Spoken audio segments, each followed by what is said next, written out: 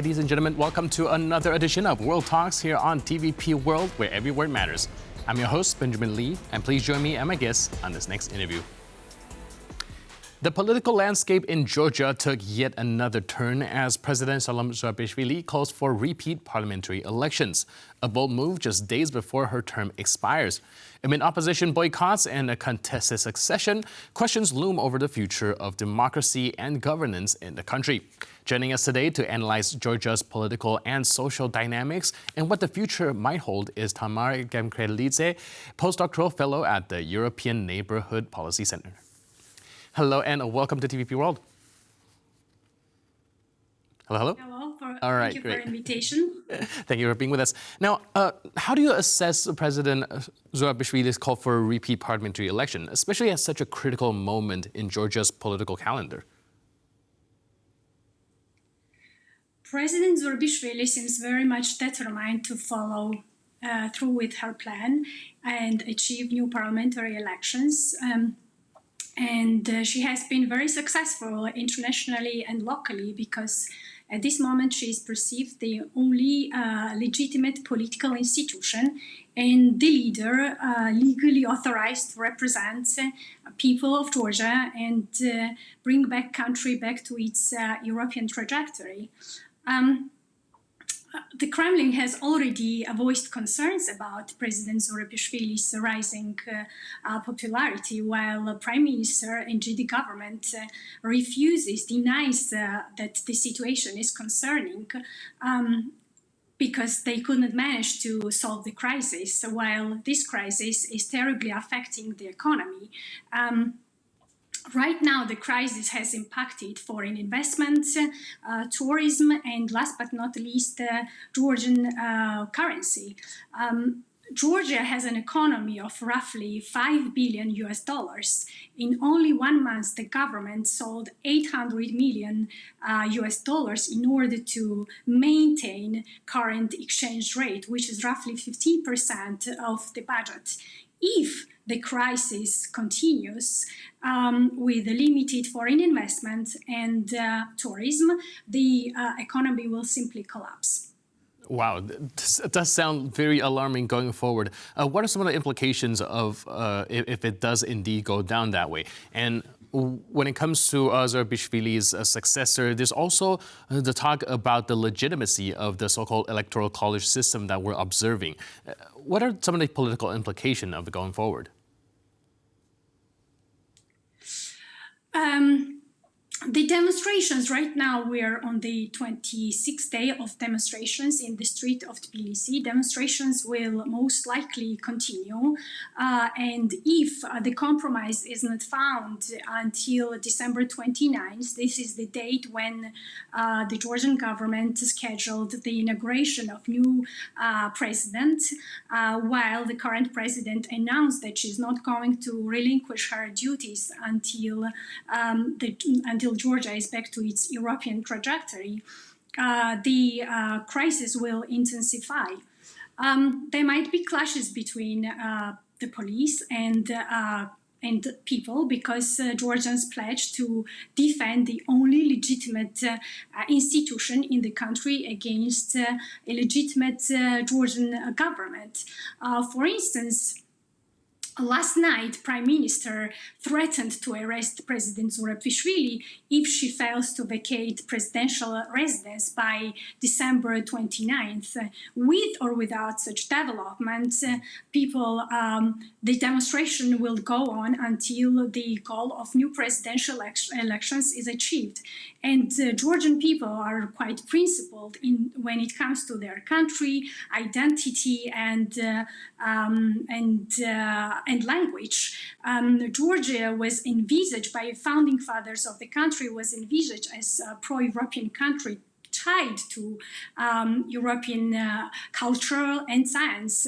And changing this vision of the country will be mission impossible for the government, especially it would mean that altering the very foundation and history of Georgia.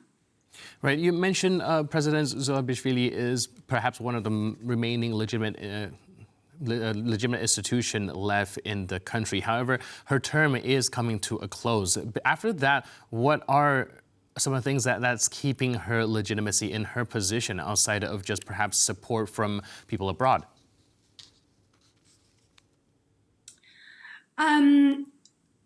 The idea is that when Parliament assumed its power when President Zurabishvili filed complaint in Constitutional Court against falsification of elections. So according to Constitution, Parliament didn't have right to convene.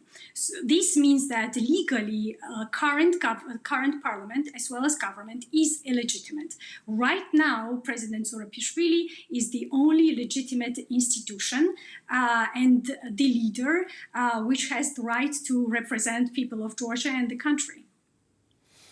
And with the opposition boycotting key political processes, how is this going to affect the public trust in Georgia's institution and government itself? It already impacted legitimacy of current government. For instance, last week, OSCE issued final report which restated its concerns, its initial concerns. However, this report is very critical. It highlighted frequency of infringement on secrecy of votes, inconsistency of electoral procedures, pressure and intimidation of voters, which is quite concerning and which impacts legitimacy and trust into the election process. These concerns in the report raise the questions about transparency and fairness of the elections and therefore the election results. Moreover, the election shortcomings which were submitted to the court as complaints to the court by several NGOs, local NGOs, were continuously dismissed. This suggests that the Georgian government is not going to address any of these issues and shortcomings, which questions Georgian government's commitments to develop the democratic development of the country. Do you think this political crisis might deepen existing division that's already seen in Georgian society, or is there any potential for any sort of reconciliation? Today, about 1 hour ago, President Zurabishvili made statement that and call on Bidzina Ivanishvili to call for a discussion on future developments in the country. She said that she called for compromise until December 29th, or the regime will collapse eventually. Which sounds like revolutionary scripts for GD government. Right, like I mentioned, we're looking at a potential collapse of the entire society. Do you think there's any step the Georgian leaders and civil society can take to ensure some sort of stability going forward? Of course, if compromise reached until 29th, there will be peaceful transfer of power. There will be new parliamentary elections. However, if government continues to dismiss all the claims on falsifying elections, then eventually there will be crisis. As already said, there might be clashes between police and people, because Georgians pledged to defend the only legitimate institution in the country, which is the President Zurabishvili, against illegitimate government. Right, so let's hope the situation doesn't devolve into that. In the meantime, thank you so much for helping us break all of this down. Really appreciate it, and thanks for being with us on TVP World.